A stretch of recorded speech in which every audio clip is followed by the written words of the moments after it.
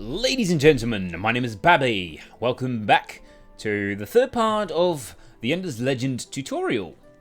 Now today I want to go a bit more in depth about FIDSI. FIDSI is an acronym, for those that don't know. It stands for Food, Industry, Dust, Science and Influence. These are, if you may, the building blocks of your tower, if the tower were to be your empire. They do not only affect merely your city, but they affect the entirety of your empire. Now you might notice that I'm playing as a different faction in an entirely different region, and that is basically because I forgot to save, which isn't that bad, but just a disclaimer here. So if we take a little look at our capital city, we see that this capital city produces stuff, FIDSI. Our city produces 13 food, which is modified by buildings, workers, and city tiles.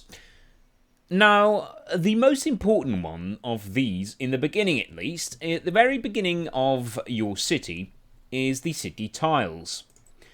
These are city tiles. If you click on the button over here, you can show or hide FIDSI tile output in the right bottom.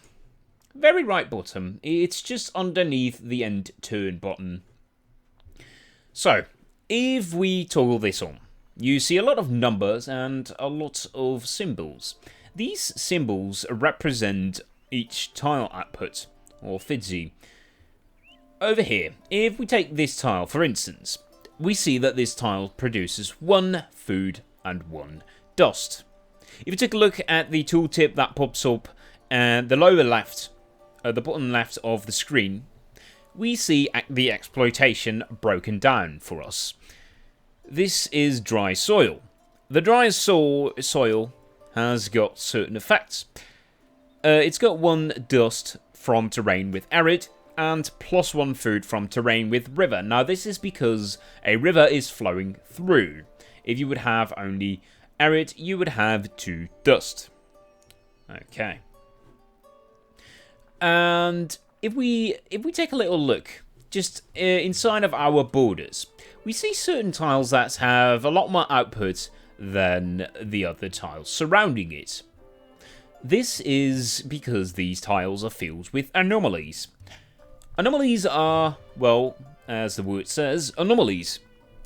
These tiles give they give a large bonus on certain outputs.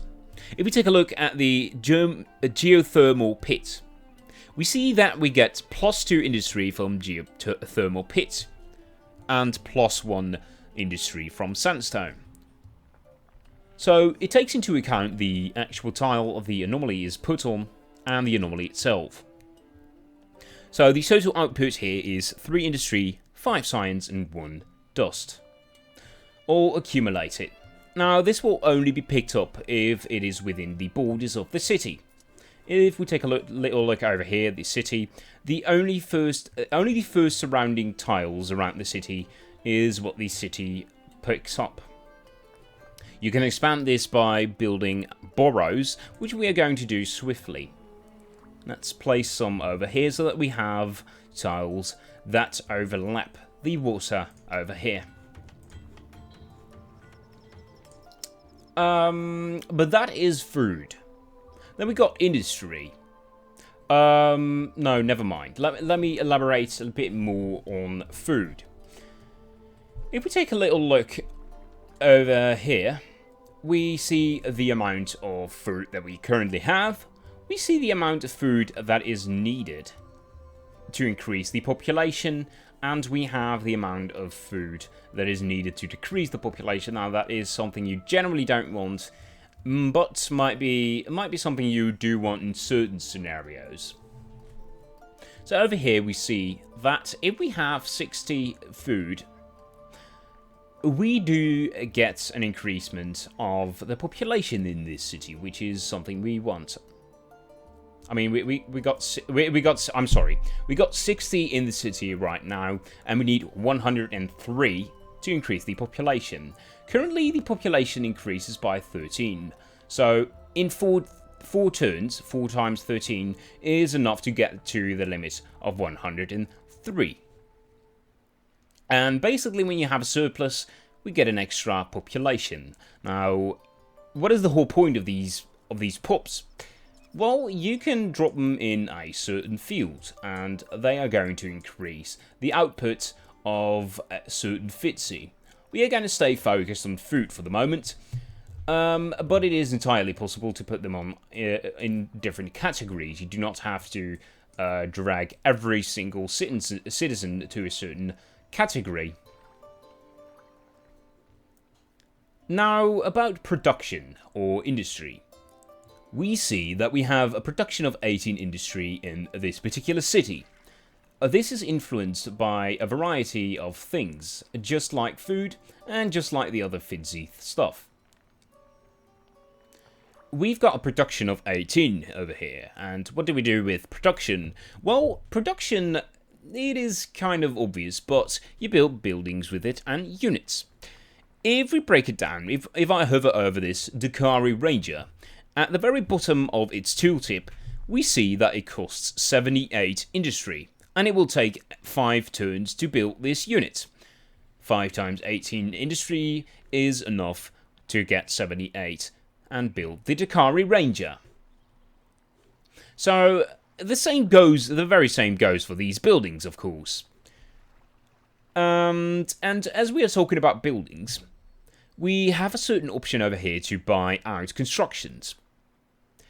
This is useful if you have a surplus of dust, but I guess this is probably a better thing to save for another tutorial.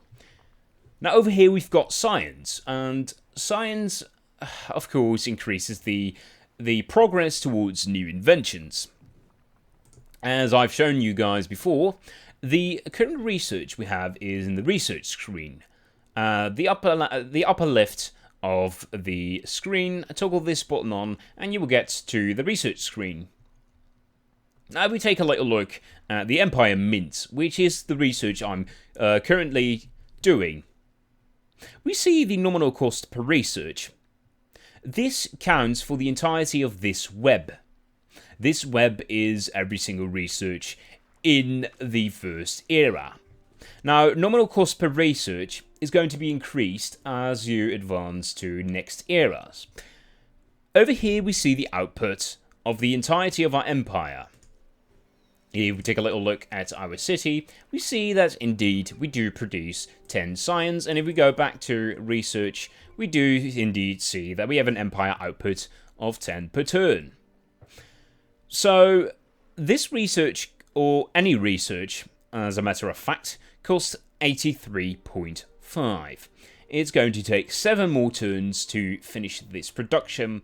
So it's basically, you have a certain research you want to research, and you need this many, as a matter of fact, 75 of industry to research this. Now this is also represented by the cogwheel, which can be I'm sorry. It says research cost 84 at the top of the tooltip, and it says 75 cogwheel at the very bottom. This is because this research enables a certain building. Don't get those confused, as I obviously do sometimes myself. Anyway, let's get to the next FIDSI, which is dust. Dust is the currency in this game, as opposed to gold in a lot of different games. In this game, it's going to be dust.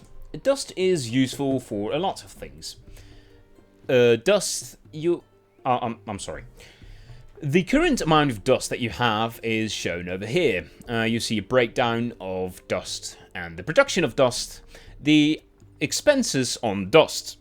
So our military upkeep costs 5 per turn. We got some units over here, so that makes sense.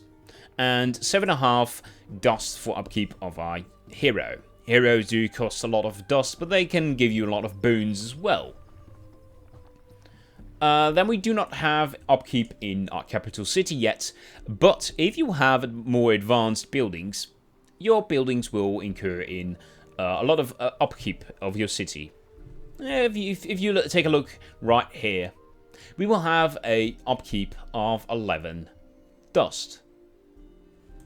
It is because of all the improvements and the buildings that we've built in this particular settlement. Now we've got dust right here, and unfortunately I cannot show you at the moment. But if we have the marketplace unlocked, we can do a lot of things with dust. I will go over that in a bit. But something else I do want to show you is that we can buy out buildings. I went over this earlier. But if I click on this button, it will cost me 116 dust. Now let's do that. And the next turn, this improvement is going to be finished. So we end the turn right now. And we wait until the turn is over. Let's wait until the AI has calculated. Doesn't go too fast. Oh, there we go. A little diplomacy. The Draken guy wants diplomacy, but let's dismiss him for now. It's not very important. But as you see, it is no longer in our queue. And if we take a little look at the building screen, we see that the seed storage is now, in fact, part of the city. So, I'm going to be back in a little bit, and I'm going to show you all about the marketplace and the mercenary market. Alright, so I rushed into the next era, and I researched two particular researchers, because you do need to be in the second era to be able to research the second part. Now, the first technology that you need is mercenary market. This enables you to purchase mercenaries, quite obviously, and heroes in the marketplace. Then we've got Imperial coinage, which is over here, which enables us to buy stockpiles and resources as said in the effects down here. Now, where are these things situated? If we take a look at the left top of the screen, we see a little button over here, and it opens up the marketplace. Now, sadly enough, I do not have strategies, luxuries, or stockpiles myself. But if I were to have some... Wait a minute, I can actually show you. Let's go to the purchase screen first. Now, as you see right here, we see a lot of strategic resources. Now, you wouldn't know what these are probably, but I will go more in depth about these later on. Doesn't really matter for now. If we were to buy one resource of titanium, it would show up here, and up here as well. These are strategic resources, they show up here as well, but that doesn't matter for now. If we click on it, we can sell it over here as well. It shows you a breakdown of the market tax. If there's a lot of demand for certain resources, price will go up, and price will go down if there's not a lot of demand accordingly. Now, we can not only buy strategics, we can buy luxuries. These are also resources. We can buy stockpiles, which are used to increase the amount of science in your empire, amount of industry in a city, and amount of food in one of your cities as well. We can buy mercenaries, which basically are tribal units. These come from the minor factions that are spread out across the entirety of the map. And last but not least, we can buy heroes.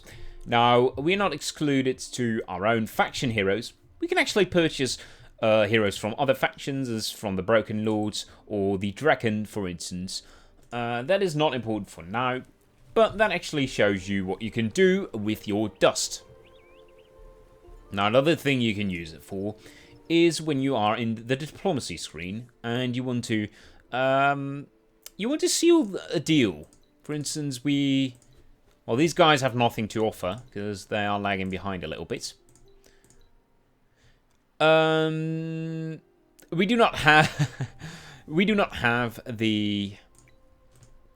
Wait, this is not the best faction to show, because they actually can't engage in diplomacy other than going back to court war status, but that is more into diplomacy, which is a thing for later on.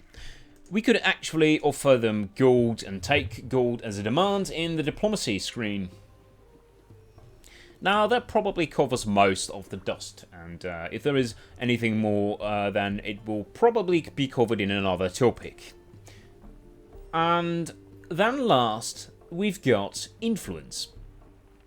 Influence, yeah, it is not very clear what it is used for, probably to you, as, well, you probably wouldn't know. It is also modified by a lot of things, but it is a bit scarcer than the other resources that you can get, or not resources, but tile outputs. And it is shown over here because it is empire-wide. It is not something that you produce for one settlement, like food or production. We cannot buy influence with stockpiles. But what can we do with influence? If we go to the Empire screen, which is, again, in the left upper corner, it is the very most left symbol. If we click on it, we open the Empire screen. Now over here we see the Empire plan. This is one of the things that costs us influence. We can click on Simulate, and we can see what we can purchase for perks for the next Empire plan. If I were to add +3 gold output per citizen on cities, it would show me the amount of influence it would cost in total. If I take this away, you see the value change, and vice versa. Now, I cannot actually enact these.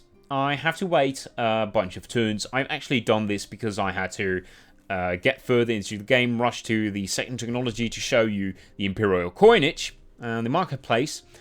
But I will definitely show you later on.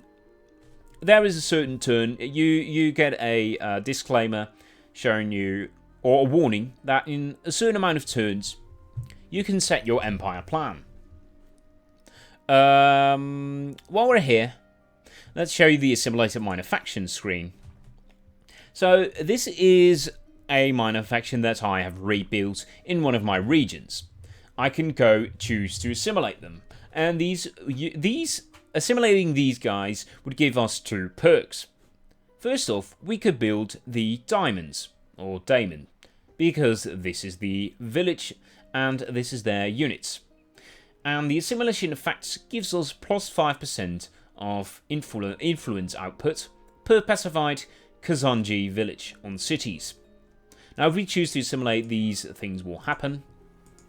And if we take a little look down here, we see that we can build diamonds, or daemons. But why is it useful to get another perk as 5% extra influence per turn? Well, if you expand, there's a lot of variety of villages. But not every region has the same village. Now, if you look for certain villages and you only settle in regions that give you Kazanji, it would give you potentially a lot of boosts. So there's a tip for you.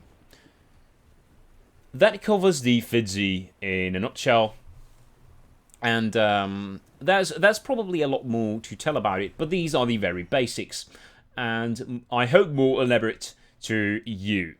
So, thank you very much for watching. Please share this video, subscribe if you thought this tutorial was useful. I will see you guys around. Cheers!